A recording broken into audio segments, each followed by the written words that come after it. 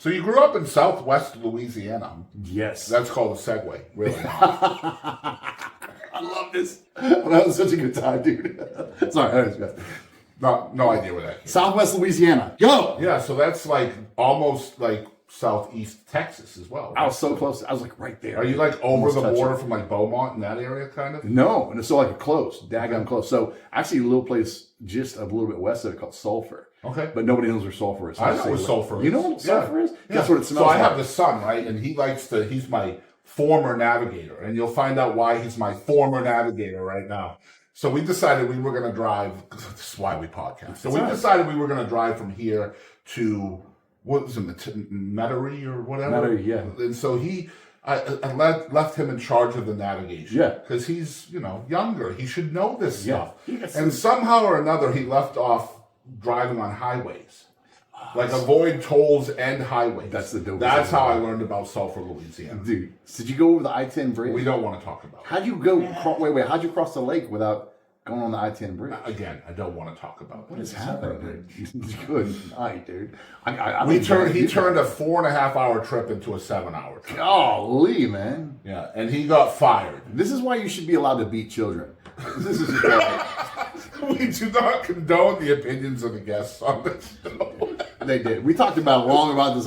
You talked about like your favorite stances. I'm joking. That's not true. So what was it like growing up in Sulphur? It was cool. I was dodging. My dad was swinging. I was ducking and weaving. I can see wonderful. that. It's all because of avoiding highways. Yeah, it was great. Everyone's buried above ground. It's weird. It's a strange things. Yeah. Even the live people are buried above ground. If they keep living. That's what the other thing my son kept saying. Why are all the houses on stilts? Yeah, that is true. That is true. When I was a kid, we would go through the graveyards because they buried everyone above ground. Right. And they'd cracked open. And we'd do this game where we'd stick our hands in there and we could see the skeletons. This was a game. Yeah. And we'd stick our hands in there to see how long we could keep our hands in there without freaking out. Yeah.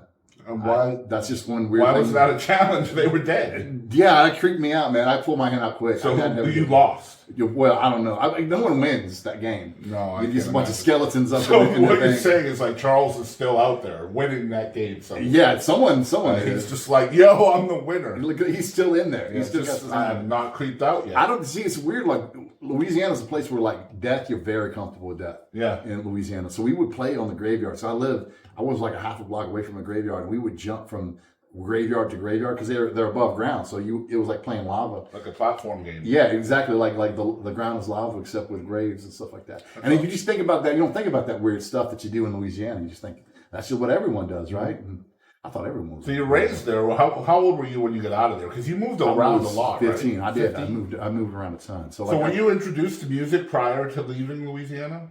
In an influential way? 100%. So like in Louisiana, it's very much like Zydeco, country music, and jazz. A huge influence from Texas country music there.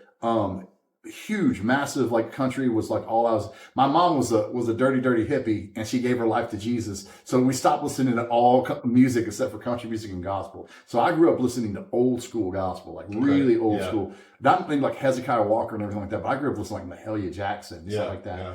And so I was like, that's the kind of stuff that I grew up listening to. Because we weren't allowed to listen to anything else, and I grew up in an all-black neighborhood in Lake Charles, and I didn't think anything of it. I just thought it was just like what you do. We went to a black church. That's what we did. That's where my mom gave her life to Jesus. So that's what we did. And so we listened to country music as well, and that's pretty much all the big influence. That Zydeco and jazz and blues is huge down there. So that's everywhere. It's literally everywhere. Right. Anywhere you go, that's where it was. So when I moved from Louisiana, my mom remarried and she ended up moving to Kansas City, and I went to Kansas City when I was 15 years old, and that's when I discovered punk music. Mm-hmm. And punk music is absolutely awesome. And then Louisiana's pretty good in the blues. Like Kansas City is like the blues. Yeah, it's a blues mecca for sure. It is 100%. Did you feel like because you were kind of only exposed to certain genres of music that like as kids, right, we rebel against our parents, whether we want to or not. There's always going to be a rebellion there somewhere. It's because they're our parents. But one of the places that is so common to rebel in is music, right? Oh, 100%. So if our parents are like, okay, for example, Marla Cannon Goodman, her dad is Buddy Cannon. Yeah. Right? Willie Nelson's songwriter, essentially, one of his songwriters. And she hated country music growing up because her dad was country music. It's that rebelliousness. Did that come for you as well? You talk about punk music. Was that part of that? Yeah, 100%. Like punk music was so crazy. I mean, I got into it because of a girl. Really, what it comes It's down always to. about It was. I got into it because of a girl. I ended up writing a song about it called "Save Me, Emma." And but yeah, you're the first day I went from Lake Charles. I was like my freshman year. I walk in.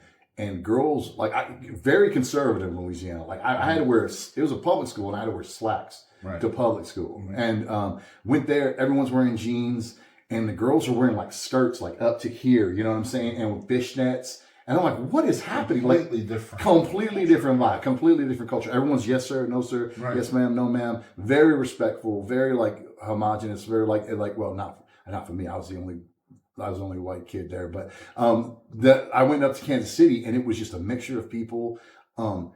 It was so incredibly different. Like the stuff they got away with, the kids did, like they're just disrespectful and stuff like that. And I was like, I was a goody two shoe when it comes to that sort of thing. Really, I was very respectful, and I've always loved my roots. I've always loved my Southern roots, so I had no problem. It actually was. You know what's crazy? It's like, you want to rebel. The best way to rebel is to be respectful to someone and to be obedient and actually look for the kindness in people. Because definitely nowadays that's rebellion. Yeah. That's sad. Well, think that way. Yeah, everyone especially in Kansas City, was like trying so hard to rebel that they were literally doing what everyone else around them was. And so I just decided, like, my brother and sister, we moved up to Kansas City, and people would make fun of me for my Southern accent.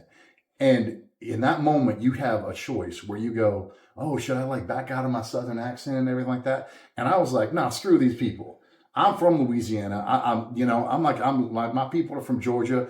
I'm leaning into it. And I would just draw it out. I'm like, I don't give a care. Like, what you think? My brother and sister, they lost their accent because of that sort of thing. I'm like, I don't give a crap. Well, we have that in common.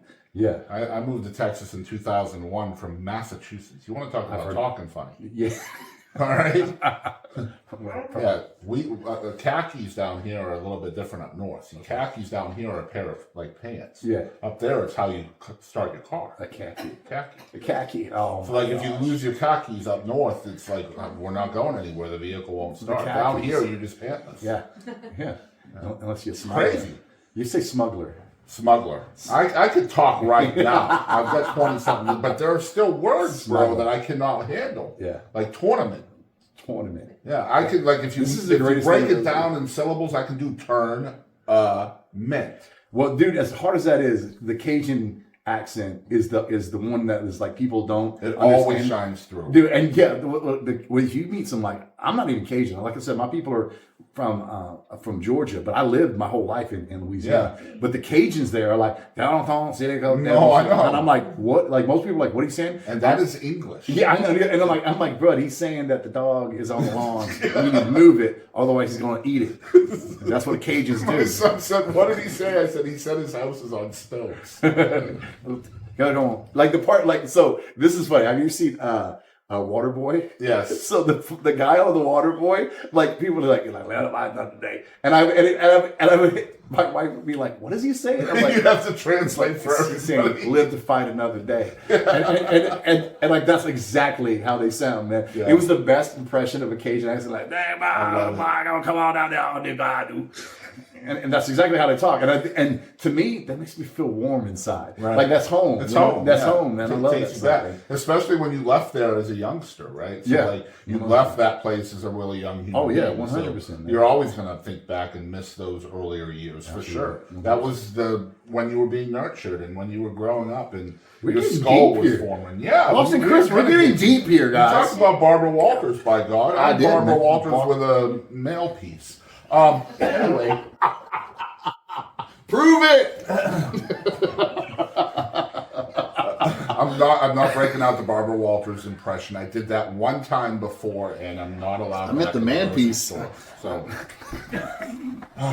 don't do Barbara Walters in Super One. I would never do Barbara Walters. Yeah, well, I tried it once. I stick to Larry King now. That's not the way I understand it. Guys, we have an audience, and I'm trying to get used to that.